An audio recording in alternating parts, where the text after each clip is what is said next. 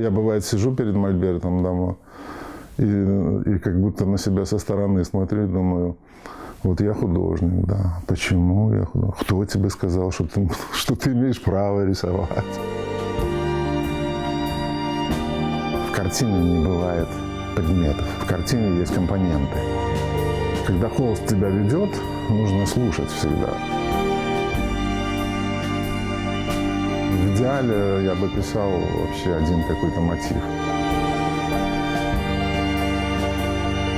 Чем ближе ты, точнее, копируешь, да, тем дальше ты от натуры. Потому что там подул ветерок, и все поменялось, да. Все стало играть, там листья на ветру шевелиться, все. У тебя этого никогда не произойдет.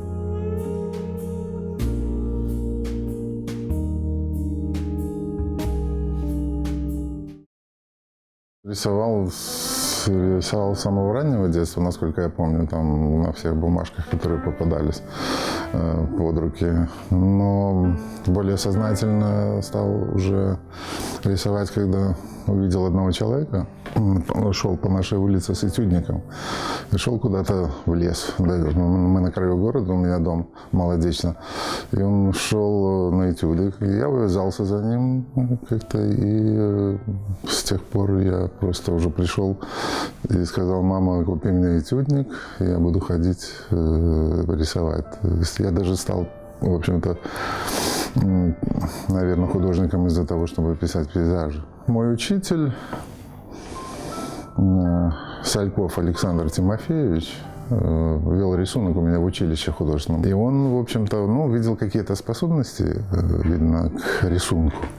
И сказал, что иди на графику, потому что там, в общем-то, тебя научат рисовать. Графика мне дала то, что когда ты имеешь перед собой пластину или литографский камень, то тебе нужно уделять внимание каждому сантиметру. То есть нужно решать его. Вот я до сих пор вижу, кто это знает, кто это не знает. У той час, когда он поступал в институт, белорусская графика была заўважена в просторы Советского Союза. Любой пачынаючы мастак хоча быць сярод першых, сярод лепшых. І таким чином ён поступіў на аддзяленне графікі. Вытрымаў каласальны конкурс, но у яго была уже такая папярэдняя школа могутная, что он не мог не поступить. А там Шарангович. По его походке мы знали, какое у него настроение. Он шел, если посередине коридора идет, значит все нормально. Если по плинтусу, то это все прятались под мольберты или за табуретки, потому что знали, что сейчас будет разнос. Я когда пошел работать к Савицкому, вообще мой был руководитель Поплавский, потому что он графиков вел. Вот. Мастерские Савицкого, так поэтому я и говорю, в смысле, Савицкого мастерские. Вот. Но я начинал, в общем-то, там что-то делать в графике, даже какие-то эскизы стал делать. Но потом я понял, что, в общем-то, нужно уже заниматься тем, в общем-то, к чему тебя больше тянет. И я поэтому уже стал плотно заниматься пейзажем. В общем-то, я писал на одном холсте там по 10 пейзажей, не снимая старую краску. Или снимая старую краску, у меня под мольбертом была гора такая, я даже не убирал. Был такой холм из краски. От Савицкого он взял глобальное асэнсаванне себе, як особы ў мастацтве. Это значит патрабавальнасць для себе. Это значит, что можно твор десятки разоў перапісваць и быть незадоволенным собой. Это значит никаких амбиций. Это значит праца зранку до вечера и заўсёдна. Это просто раб на галерах. Нужно приходить, как любой рабочий, там, в 10 утра в мастерскую, уходить там, вечером и каждый день работать. Дейнеко когда-то говорил, если хочешь стать художником, то достаточно тебе работать 4 часа в день, но каждый день. Каждый день. Вот. Савицкий работал каждый день. Даже 1 января он был в мастерской утром. И 31 вечером он тоже был в мастерской, декабря. Когда приходил папа, это был праздник. потому что он еще часто приносил с собой что-нибудь интересное. Да, это всегда было долгое ожидание. И мастерская на то время была каким-то магическим местом, куда я хотел попасть. Папа говорит: все, я ухожу в мастерскую. И я такой: о боже, когда же я туда попаду? В картине не бывает предметов. В картине есть компоненты.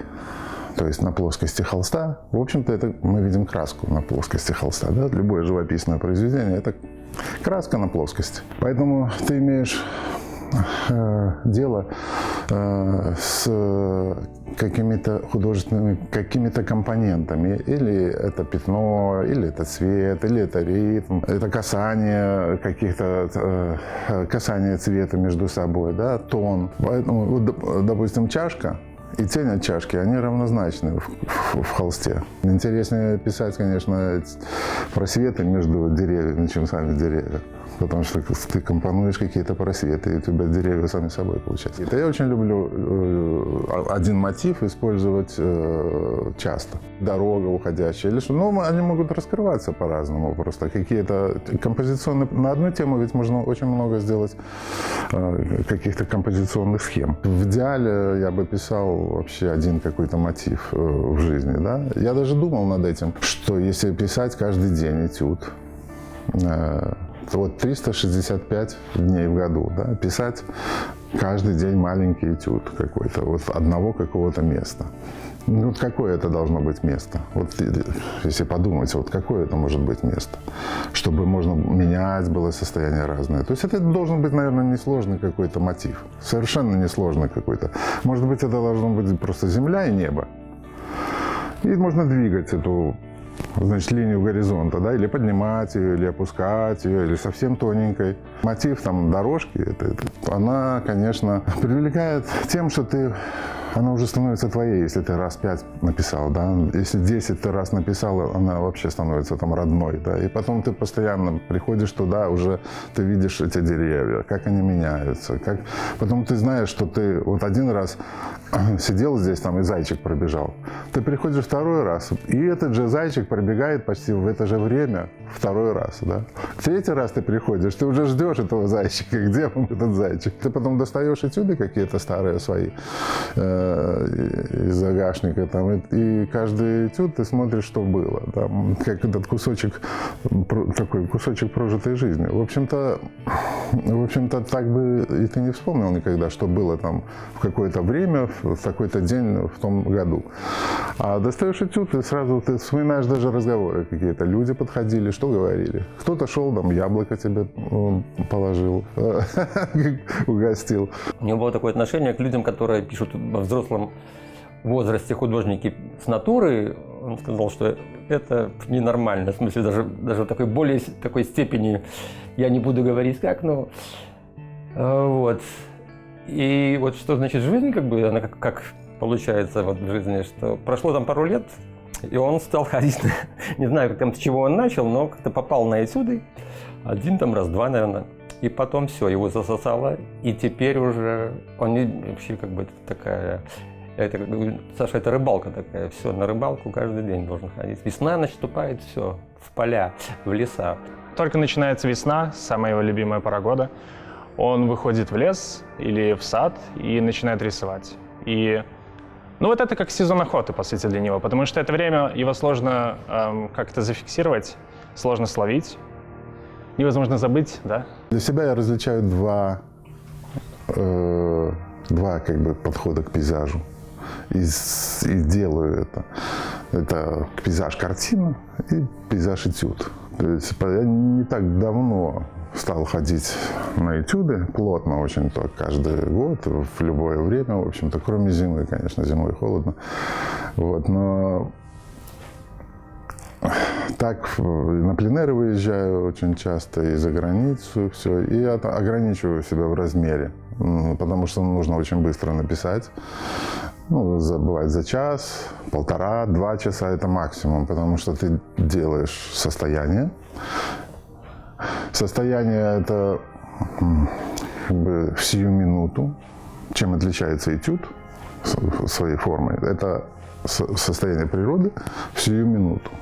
Это утро, допустим, какое-то лето, допустим, летнее утро, такое-то, такое-то время, такая-то, такая-то температура воздуха. В большой картине, когда ты пишешь какое-то сочинение, это только мешает. Поэтому есть сложность вот этого. Там должно быть какое-то состояние вечности. Ну и, конечно, ты над большой картиной ты работаешь долго. Хотя этюд тоже может помочь. Или натолкнуть на какую-то мысль. Буквально какие-то два отношения, там какие-то столкнутся два цвета каких-то или две фактуры каких-то, и сразу возникает какая-то тема. Я не так давно вот сделал работу такую с сараем, таким ветер и сарай. То есть такая довольно жесткая форма, такая стационарная, как бы, да, и ветки, которые двигаются от ветра. И вот столкновение вот этих форм как бы родило эту тему, да, противостояние. Он художник выдуманного мира. То есть это Беларусь, да, мы это узнаем, но это такая, знаете, белорусская Аркадия. Туда, куда хотелось бы переселиться навеки. И такие картинки должны быть востребованы туристическими агентами, которые рекламируют Беларусь. Потому что он берет только самые лучезарные дни белорусские. Посмотрите на его картины. У него так много солнечных, ласковых, гармоничных, почти райских пейзажей Беларуси, которых эта страна, наша Родина, бывает не так и часто. Пейзаж формирует характер, то есть менталитет народа. У нас много леса, у нас много воды, озер, рек. Я ездил к бабушке, она на хуторе жила.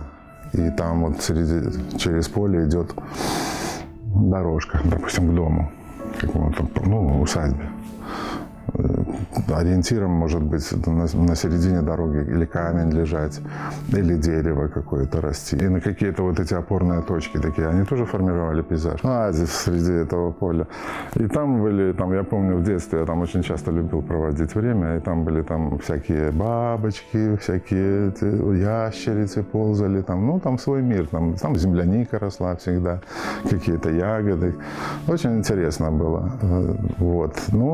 Сейчас этого меньше, потому что эти поля уже как бы пашутся тракторами и сносят эти камни уже куда-то свозят на край поля, и у нас уже поля такие. Все. То есть пейзаж меняется, конечно, но все равно эта камерность остается. Менталитет мастака формируется менавіта в дзяцінстве.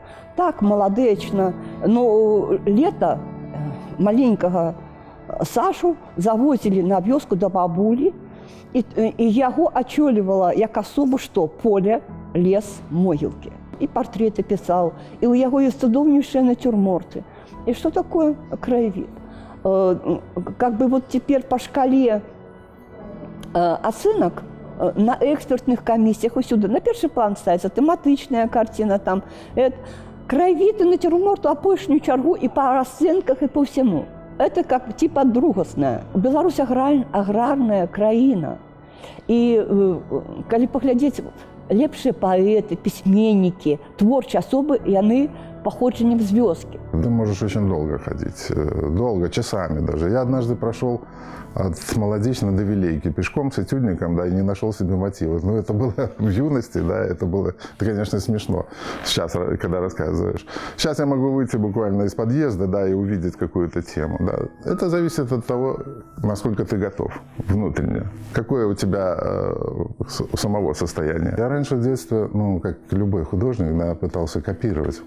Тот же пейзаж, ту же природу ты пытаешься копировать, быстрее как бы найти вот это сходство, чтобы у тебя было похоже все это. Вот чем больше ты работаешь, тем больше как бы ты понимаешь, что чем ближе ты, точнее, копируешь, да, тем дальше ты от натуры. Потому что там подул ветерок, и все поменялось, да, все стало играть, листья на ветру шевелиться, все, у тебя этого никогда не произойдет. Поэтому она мертвая работа. А Пользоваться можно какими-то инструментами, которые тебе даны и подвластны. Это ритм, цвет, касание цвета между собой. Он так занимается этим серьезно, как бы не просто так, а постоянно идет работа над собой в этом плане. И постоянная работа внешняя, много делается вариантов. И поэтому, конечно, там это уже выстраивается целая философия. Папа часто рассказывает историю, когда он ходит куда-то рисовать, и кто-то просто встает и смотрит. И потом они задают вопросы, то есть они в это втягиваются. Этот процесс гипнотизирующий на самом деле. И да, это сложно, потому что над картиной он может работать неделями, месяцами, но потом он посмотрит еще раз на эту картину и скажет: нет, это не то. И он начинает все перерисовывать. Одна из последних работ, такая, на мой взгляд, она более удачная, это Земля. Я стремлюсь к какому-то знаку, к какому-то очень читаемому сразу, какому-то знаку, символу какому-то. Поэтому я композиции стараюсь делать очень простыми. Очень простыми, чтобы сразу считывались. Да? Я делал это, много значений, чтобы было каких-то. Да? Я делал эту форму как круглая земля, да, такой вот, как сектор этот вот земли. Это повторяет линию хлеба. Это земля, что делает? Она рождает хлеб. Когда преподносят хлеб, да, хлеб-соль, да, то наверху стоит соль. Да.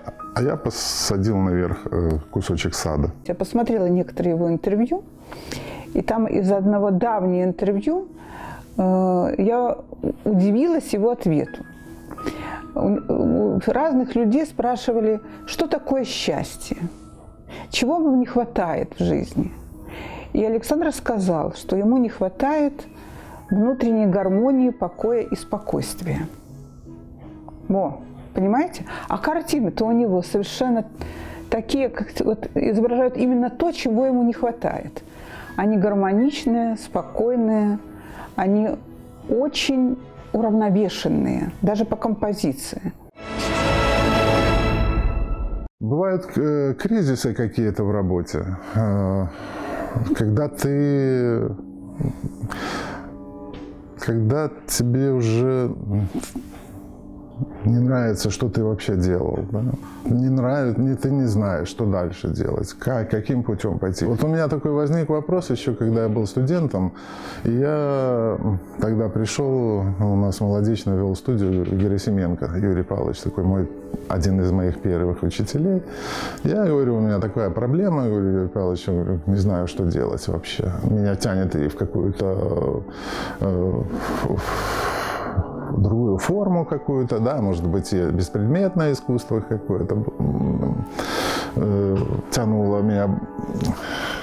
Он говорит, я, говорит, понимаю вообще проблему твою, да. Он говорит, напиши портрет матери.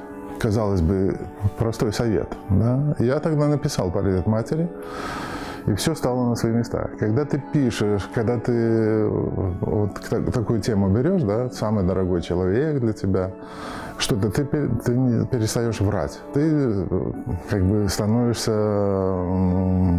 более чистым, более каким-то честным. И результат становится, может быть, небольшой какой-то, какой-то кусочек какой-то правды. А как человека я узнала о нем при таких немножко неожиданных обстоятельствах. У нас была конференция, посвященная юбилею Фердинанда Рущица. И музейные конференции, знаете, немногочисленные. На них приходят сами выступающие, люди заинтересованные, в общем, очень небольшое количество людей. И вдруг явился художник Александр Гришкевич, мы это все знали, кто он такой. И он очень внимательно выслушал все доклады, кое-что фотографировал и просидел всю эту конференцию. Это первый случай в моей карьере, когда художник, пейзажист приходит послушать о другом художнике, пейзажисте классики. Сейчас дома стоят, наверное, 5 стульев, которые сделал он сам своими руками. У моей тети, его папа был плотник, соответственно, папа знает все про то, как что-то сделать, абсолютно. Забор в Молодечно, дверь у тети пол положить, то есть это все он мог сделать сам. Полки он верхние делал сам, там все это. Ну, вот эти стульчики стоят у него, которые там, табуреточки, это тоже. Потом он вот сейчас сделал какую-то там кассетницу. Есть этюдник, на котором ты делаешь, а есть вот что надо носить работы, чтобы они не соприкасались. Все разработал, все чертежи, все сделал. Потом это выписал, обсуждение там большое было. Я такой скупердяй.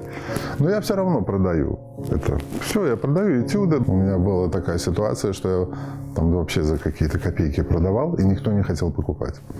То есть ничего это не продавалось. Было какое-то, может быть, время или что. Хотя я довольно много времени тратил на эти работы. Я поднял цены, и стали скапливаться работы в мастерской, и появляться деньги какие-то. Он коллекционер, то есть это в нем есть. Вы не видели монет, которые валяются кучами дома тоже. Да, детство я провел среди кучи книг, кучи музыки, за что спасибо. Да, и тоже история из детства. Так как родители, вот только что я появился, родители хотели показать, какое же их чадо одаренное, поэтому, когда приходили гости, они говорили: «Ваня, а принеси-ка томик Донателло». И Ваня бежал и нес вот такой вот томик по сравнению с его телом. И гости такие: «О боже, ваш сын реально очень умный». Но это на самом деле было не так. Они просто научили одной команде, да. Так что, было весело им. Он такой жадный до всего. Нравится много читать, много слушает музыки, антикварные книги покупает, больших альбомов очень много всяких по искусству. У него почти все есть. Я не знаю, там сколько там, 3000 дисков. Сам Мастак называє свою етюдну творчість джазовою музикою. І чому я кажу, що музика менавіта паралель? Тому що музика – це щось, може бути, на 50% роўнае з мастацтвом у яго житті. Я могу потом просто выставить натюрморт какой-то, исходя из того, что я хочу сделать и что я придумал. Какую-то схему я придумал. Единственное, что потом, конечно, в натюрморте появляются такие детали, до которых ты придумать не можешь. Они как фактуры какие-то, да, как у Тарковского спросили: а зачем там вот это стадо овец? Что это значит? У вас на кадре пробежало стадо овец на фоне там за главным героем. Он говорит: это фактуры. То есть это как бы ни о чем, но это заставляет зрителя верить в эту картинку. Свет как упал, как тень падает там какой-то. Ты можешь... Я могу нарисовать эту тень, да? Но я могу ошибку эту не нарисовать, да, которая есть в природе. Я раньше часто исправлял этюды. Но когда я прихожу с этюдов и ставлю работу в мастерской, достаю из этюдника, ставлю эту картонку и смотрю: боже, думаю, как я не видел это там, да, что ж я так сделал, да, я начинаю исправлять, ставлю, увлекаешься, и от этого этюда почти ничего не остается в конце концов. Сейчас я вообще не трогаю этюд, я вижу, что там ошибки есть, но я их не трогаю. Ошибка и хорошо. И пусть будет ошибка. Значит, я был такой в этот момент. Есть гораздо более серьезные ошибки, да, чем какой-то ляп, там, незначительный. Серьезнее, я имею в виду, ошибка в выборе мотива, да, или в какой-то стилистике, или там просто, может быть, вообще тебе не нужно было писать этот этюд. Это вельмі сціплий чоловік. Ён ніколі не займаўся самарекламай. А, на жаль, у нас вот этот процесс позиционирования наших мастаков, ён, можно сказать, на нулевом уровне. Я лечу, что про Гришкевича уже повинна было бы написать не одна книга. Я, бывает, сижу перед мольбертом дома и как будто на себя со стороны смотрю, думаю: вот я художник, да. Почему я художник? Кто тебе сказал, что ты имеешь право рисовать? Лучшая профессия в мире вообще. Я думаю, вот иногда, что еще иногда покупают работы и платят за это деньги, просто удивительно. Я думаю, что одна профессия такая, когда ты должен доплачивать за это, что у тебя такая профессия.